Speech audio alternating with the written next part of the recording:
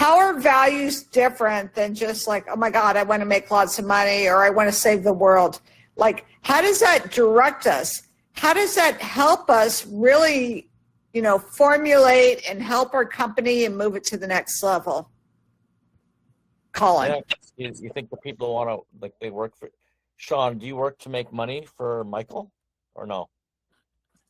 I mean, depends how deep we go, but relatively speaking, in this sense, absolutely not.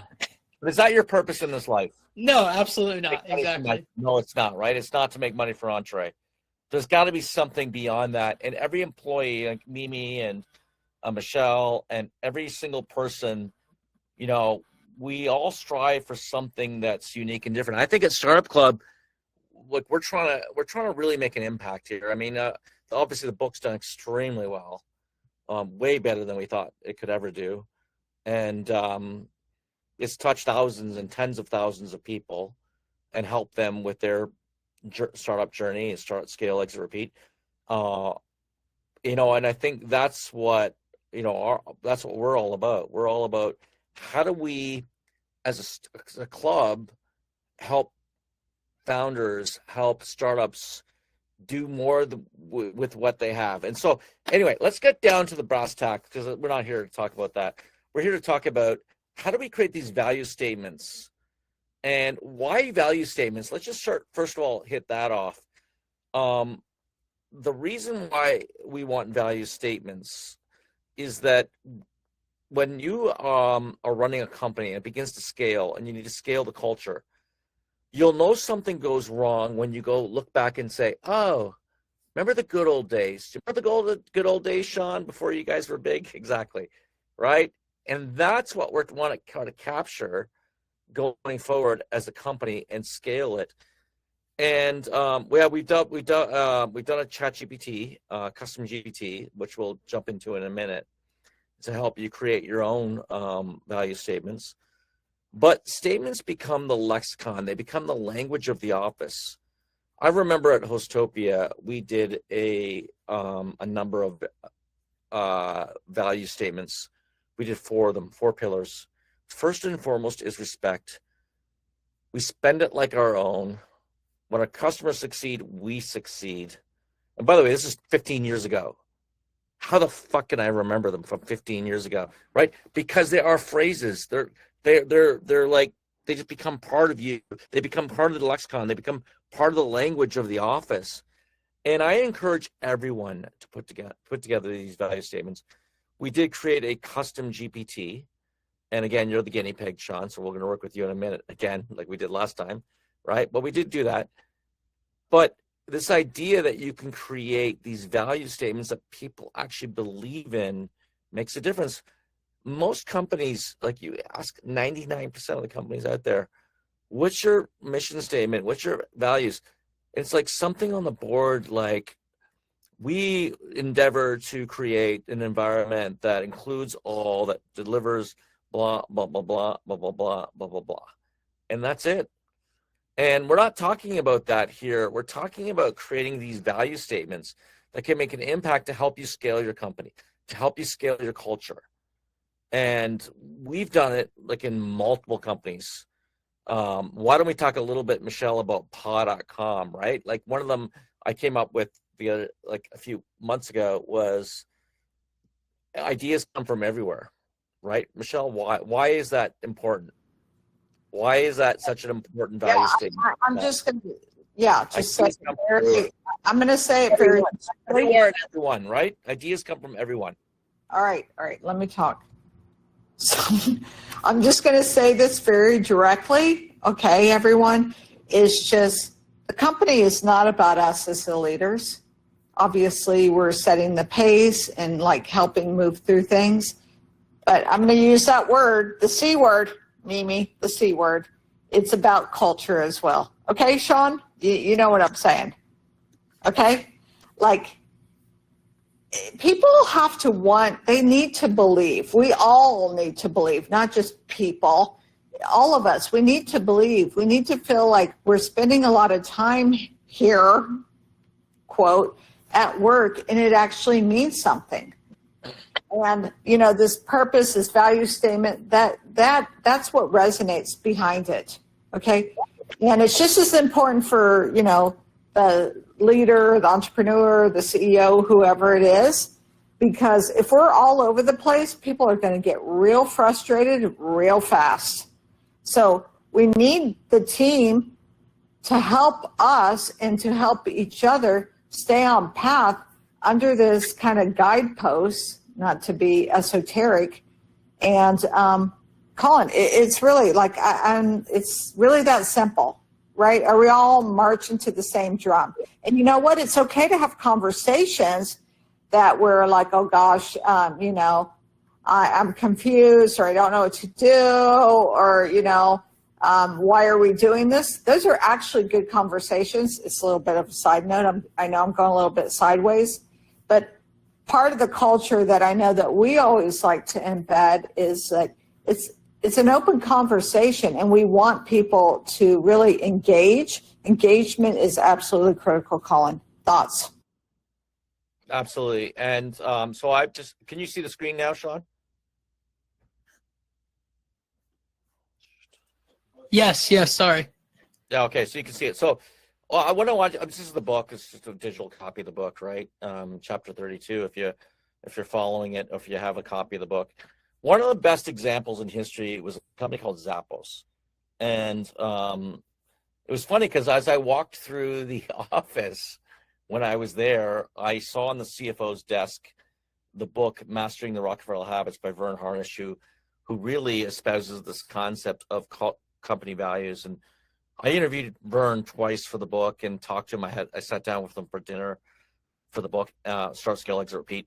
And he actually didn't know this.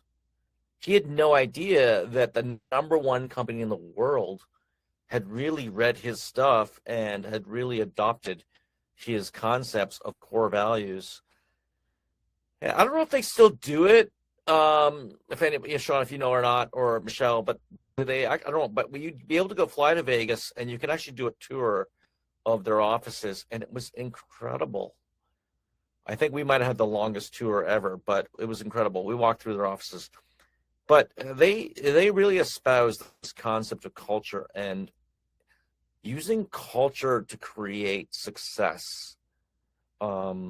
Deliver wow through service, embrace and drive change. My favorite one of this one was be weird. Where's that one?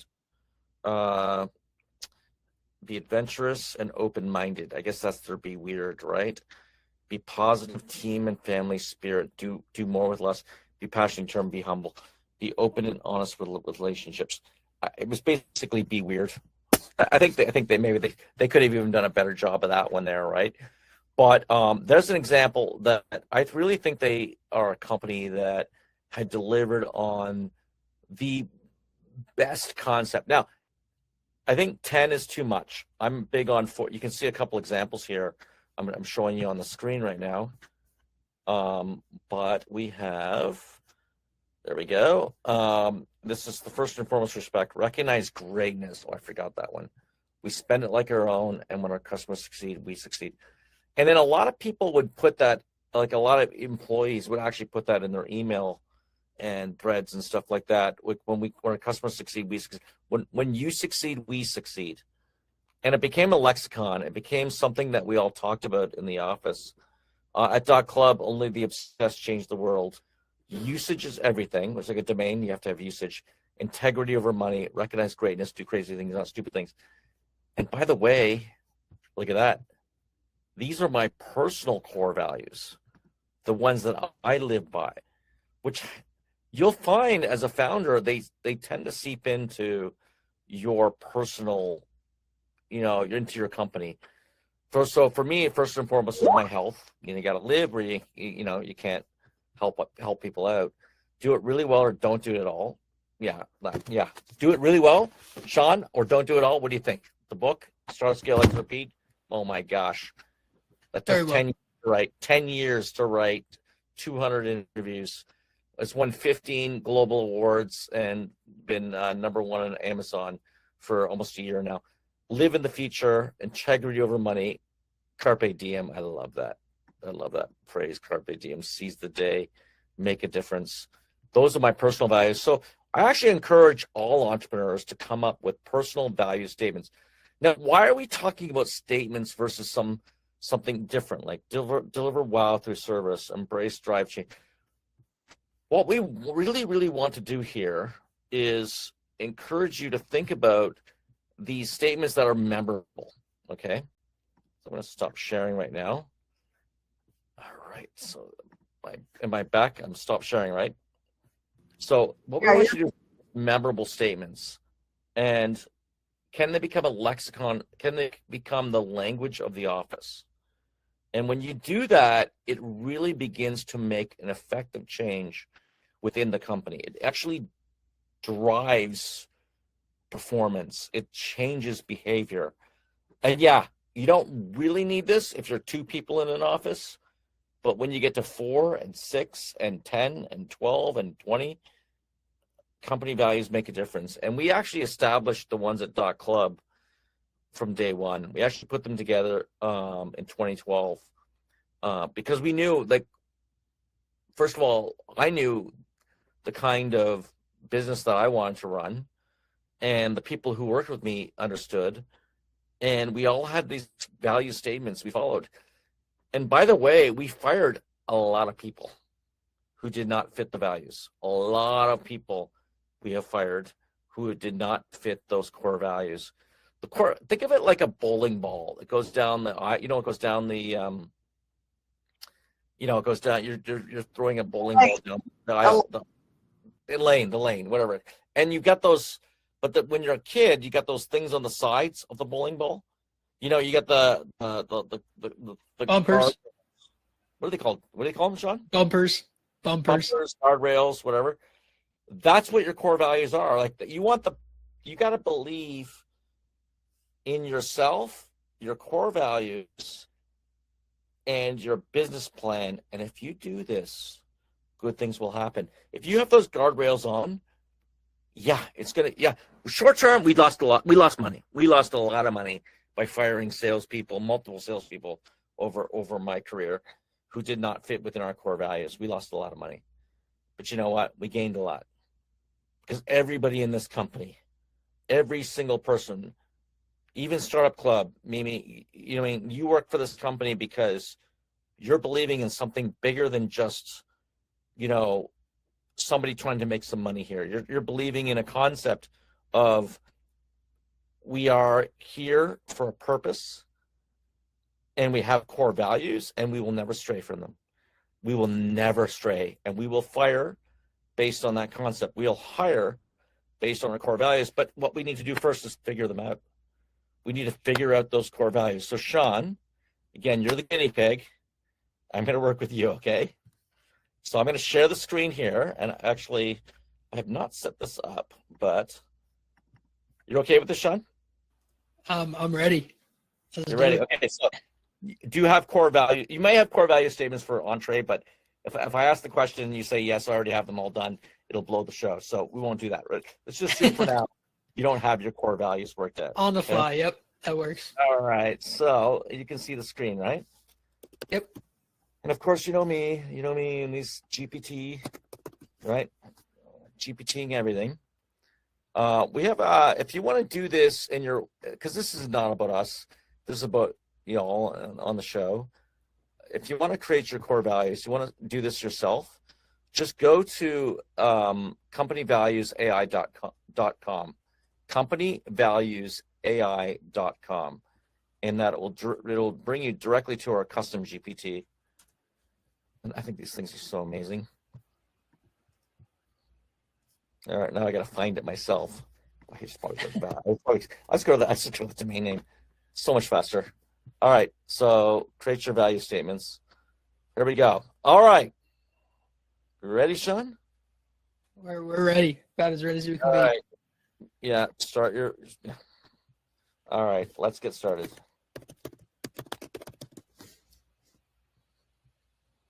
What's the name of your company? We know it's Entre.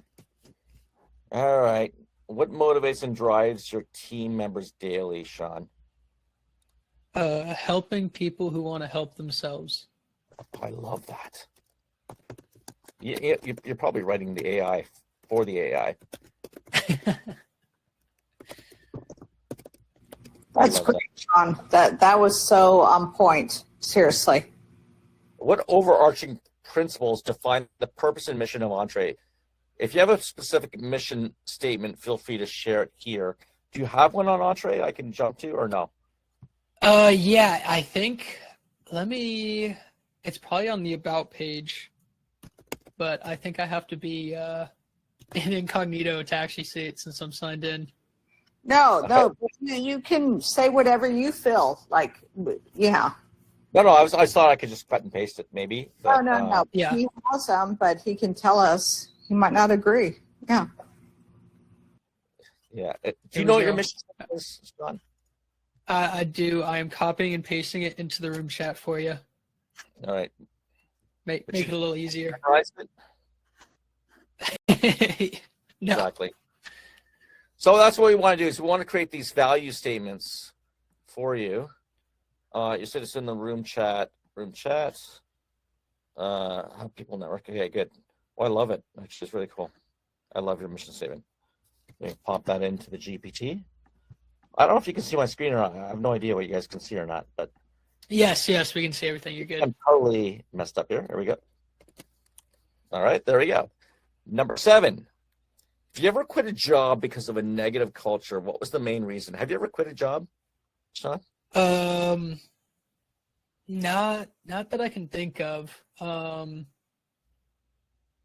But we're gonna go with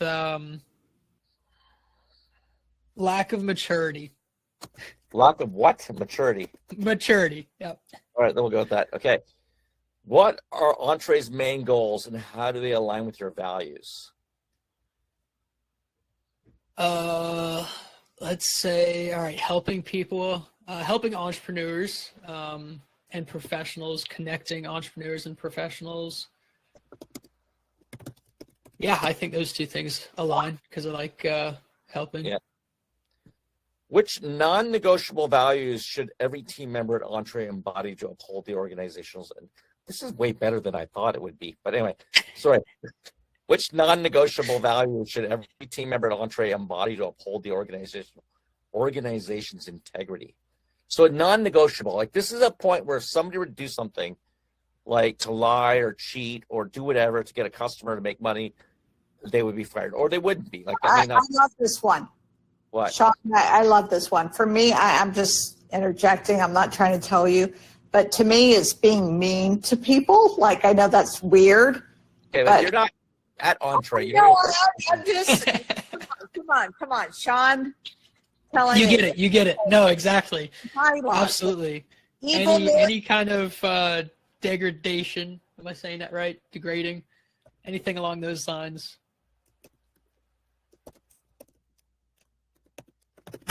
Like no hating. Don't be a hater. Don't be a hater. Don't be a hater. Yeah, okay, let me write that in. Don't be a hater. All right. Number 4. What are two or three of your personal core beliefs about business in general? So like Gotta dream big. Dream big? What? I like that. I love that. Gotta dream big. We're all entrepreneurs here. If you don't have big dreams, you're not going anywhere. Wow. Colin, I think he was thinking about this. I think He's on it. a situation where Entree's values helped in making a tough decision. So you had to make a tough decision, like you're going to focus on this particular niche or like, think about that. Like you had to make a tough decision. What was it? Going, continuing to do events during COVID, kind of transitioning to like online events. That was a big decision that we kind of were going to put on the back burner, and then we decided to full send it. All right. Thanks for the insights. I'll create some core value statements for, okay, here we go. So this is what I'm talking about, and these can become the lexicon of your office. Dream big always. Oh, I love that. Dream big always. Connect, collaborate, and uplift. Community first, not just another network. Embrace digital, grow remotely. help those ready to help themselves. I like that one too. Help those ready to help themselves. Respect every voice and no room for hate. What do you think, Michelle? I think that is phenomenal, quite honestly. Love to see it. So good. What do you think, Sean? I think they're pretty bang on. And it's not the stupid little chat GPT, custom GPT that we're talking about here. If I can get back to seeing where y'all are in a minute here. But it really is about creating these value statements that you can all live by. Okay, stop share. There we go. There we go. We're back. I can see you. It's creating these value statements, and yeah, we did this custom GPT, which is, man, that's just, it blows my mind away that I actually did it myself. And I'm not a programmer. It took me like maybe 30 minutes. Actually, it didn't even take me that, to be honest with you. Sean, I cheated. I uploaded a chapter from my book, and it used the data from my book to create that exercise. It's unfucking believable. Love it. Anyway, but there you go. Like, if you can create value statements and you believe in those value statements, and you hire people based on these value statements, and by the way, you attract people to your company based on these value statements. That's what we're talking about here. We're talking about that's a very important point here, right? Because you want to coalesce people under those value statements and then create that norm and that culture. And if people aren't into it, they can self-select out. We want people to self-select out. You know what? That's an okay thing. Getting back to your example, Colin, about Zappos, that was a huge thing there, Sean. Like, they actually would do training, and then after the training, they said, okay, if you're not into it, it's okay. We're going to give you whatever, $1,000 right now. It's okay. Just leave. We want people to be like self-directed and understand and empowered to do that. Okay? Colin.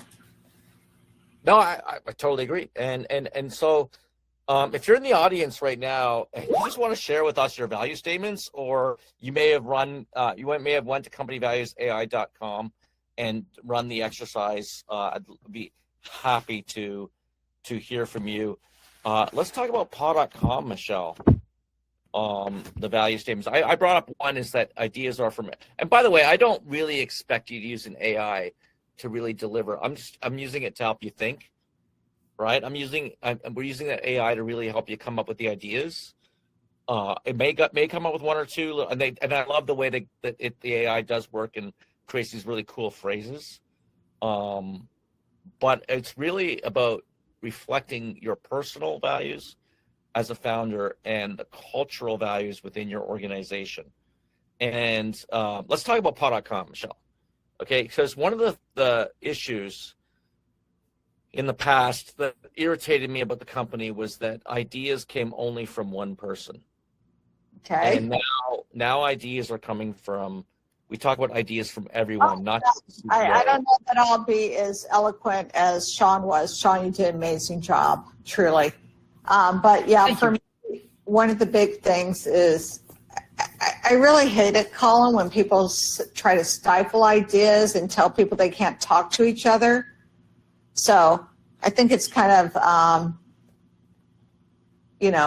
supporting what you just said. Ideas come from everywhere, but I'm just thinking to take it to the next level is just like every voice matters. Okay? I like the way you said that one. That's actually better. Every voice matters. I like that one. So we have to write that one down. What about test and fail more? I did that Forbes article about paw.com, and and there was,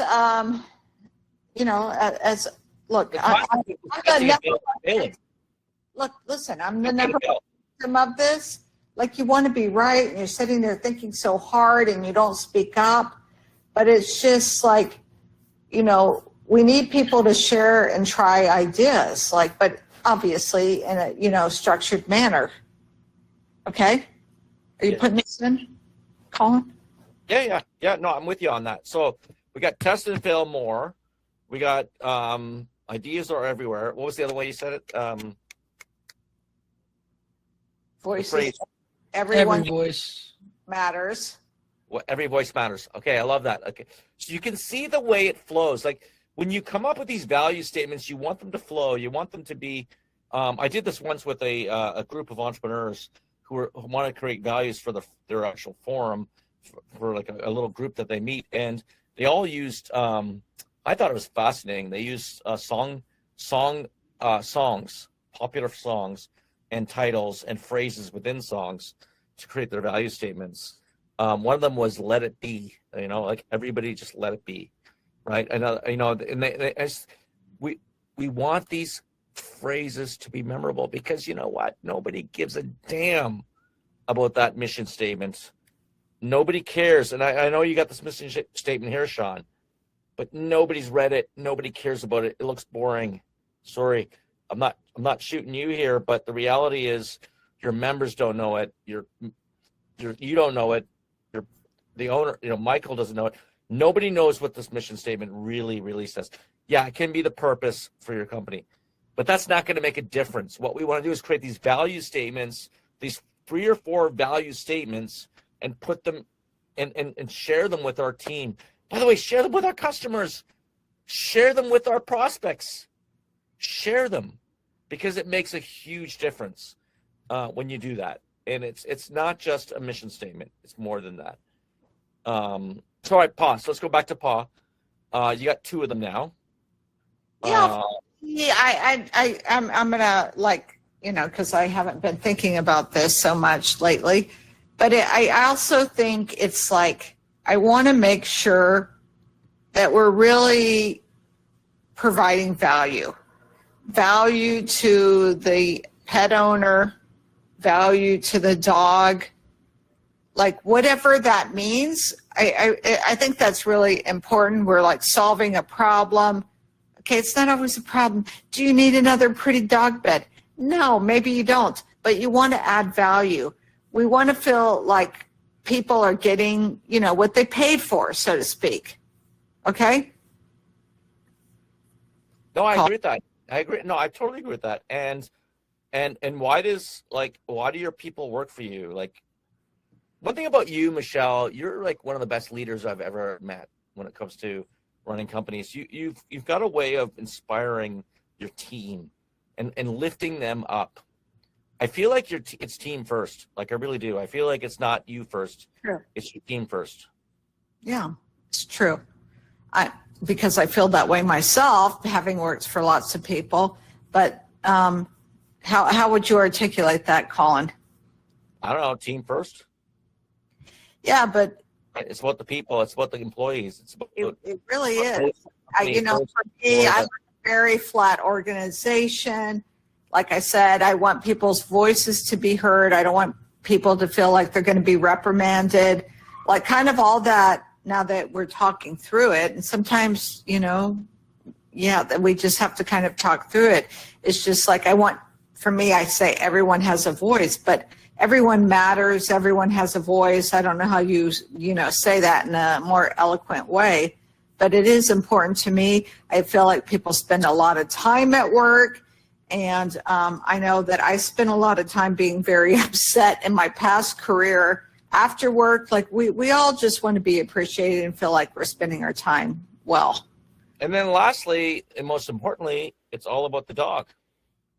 Well, I see, but to me, that is part of that other statement. That's why I was reluctant to say it's about the team. Obviously, it's about the team. But, you know, it is about the well-being of people, which to me is, pets are part of that. Okay? The well-being of the dog. And the people, like, both together. Like, it's a very dual-sided equation. We don't have to sacrifice the way, our dog or our house looks. We're not sacrificing our dog's happiness or wealth or health. Our dog's wealthy. But, yeah, anyways, I know. I'm still, like, circling around this. I'm very well aware that I am.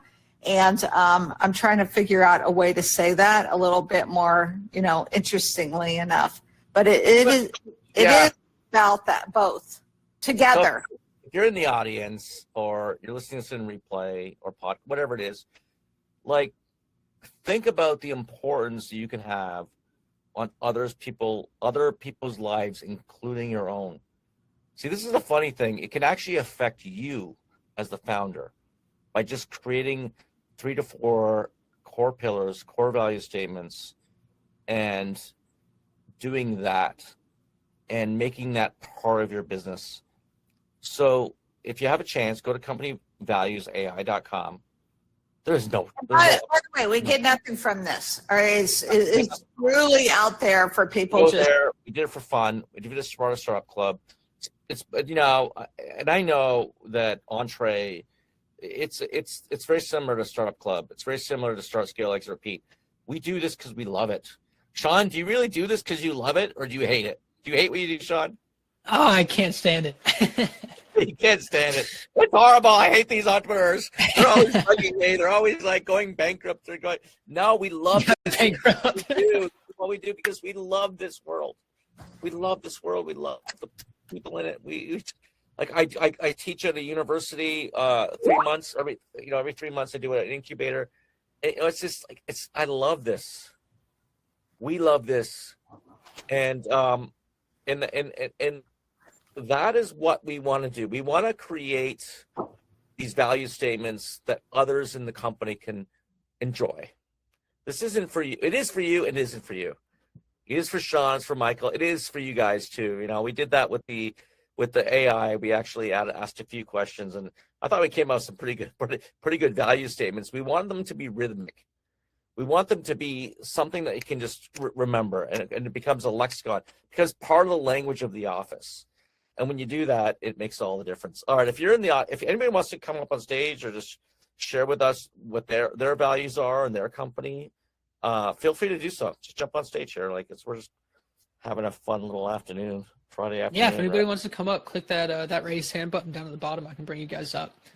Exactly. But, yeah, one of the things I definitely want to touch on. You guys kind of touched on it for a second, but no, the aspect. I think it was in regards to Zappos, paying people who just didn't want to be there. They didn't fit the culture, they didn't fit the atmosphere. I remember that. They tell people, no problem, it's okay.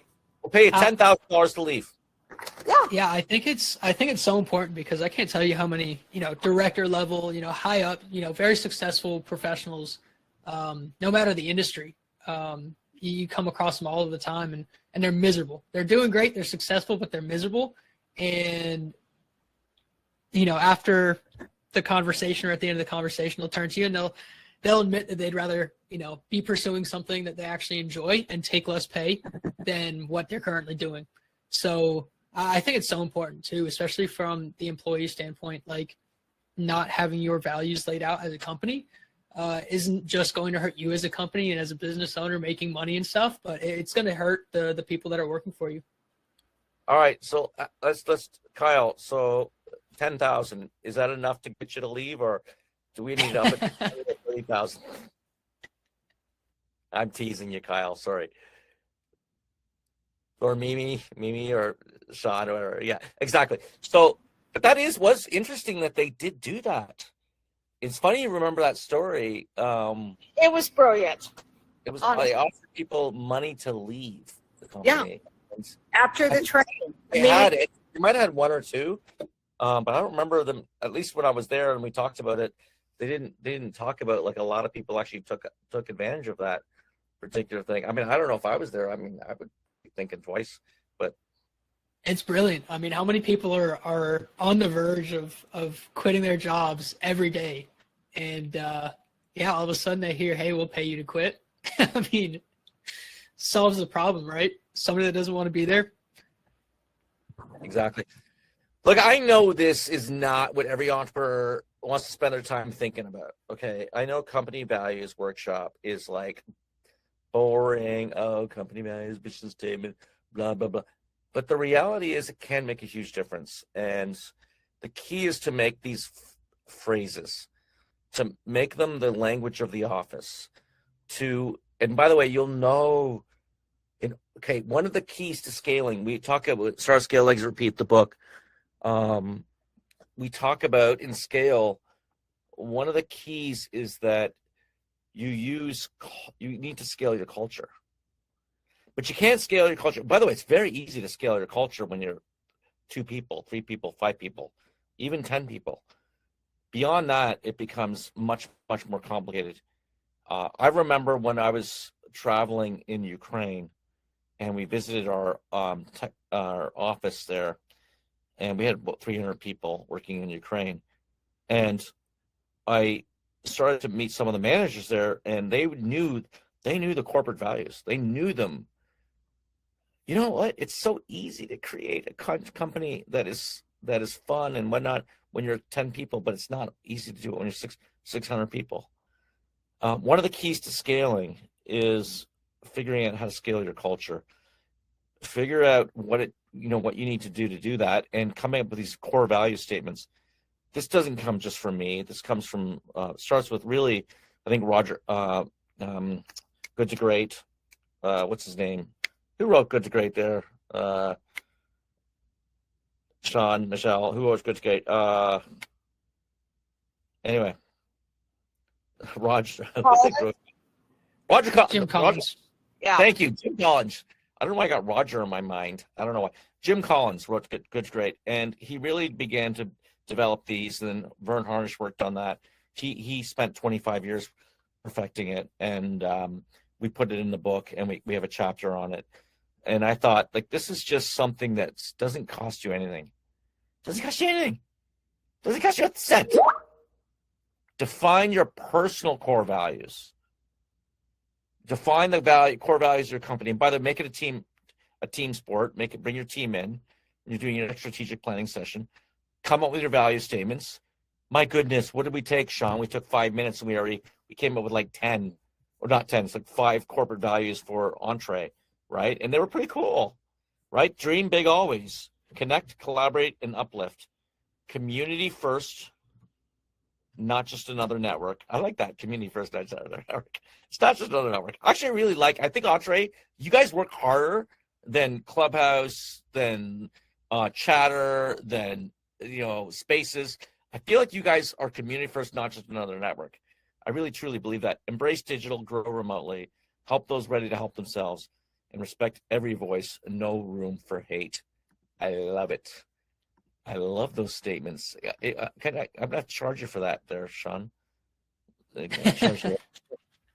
Exactly, for these consulting, unbelievable. It's not just the ChatGPT. It really is the content that went into creating that custom GPT from the book, Start, Scale, Exit, Repeat.